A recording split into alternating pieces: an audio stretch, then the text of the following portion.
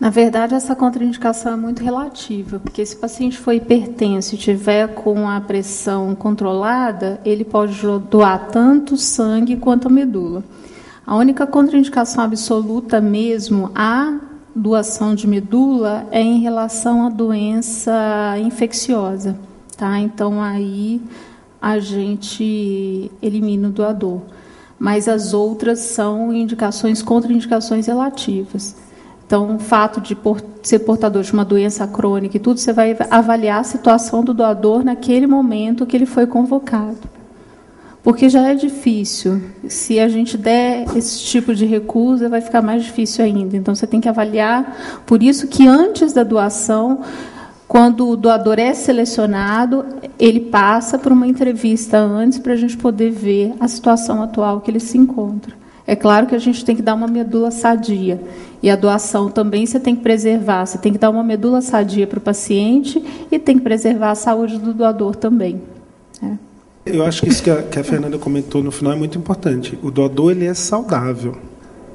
Então, na verdade, você tem que se cercar ao máximo para você minimizar o risco dele ao mínimo, né? A gente está falando aqui do doador para o redome, né? O doador de caso, por exemplo, irmão doador, a gente é um pouquinho mais maleável, porque é uma situação diferente. Então, aquelas limitações são os de doadores para o redome, para o banco de sangue, que vai ficar acumulado, né?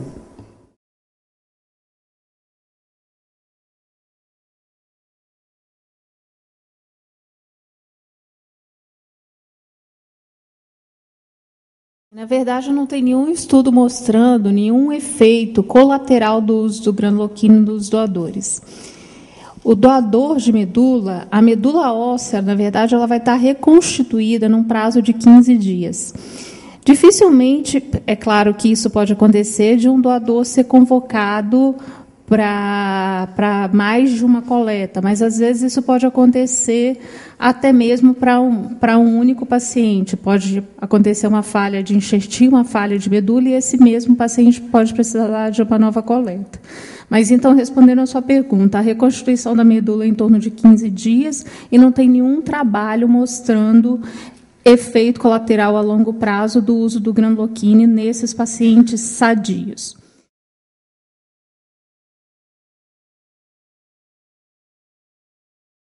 De acordo com a doença, a gente pode preferir uma ou outra fonte de medula.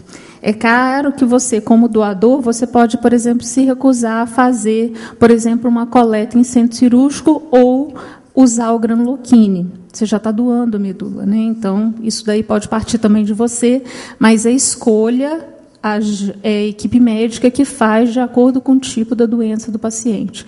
Tem algumas doenças que vão melhor à fonte de medula óssea e tem outras que é da extinção periférica, que é após a coleta, após o estímulo do granloquine.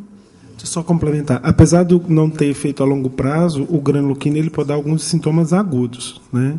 Então, você pode ter um pouco de dor óssea, dor muscular, às vezes um pouco de febre baixa, né? Isso pode acontecer. Dor no local da aplicação da injeção. Agora, a longo prazo, não tem evidência de nada.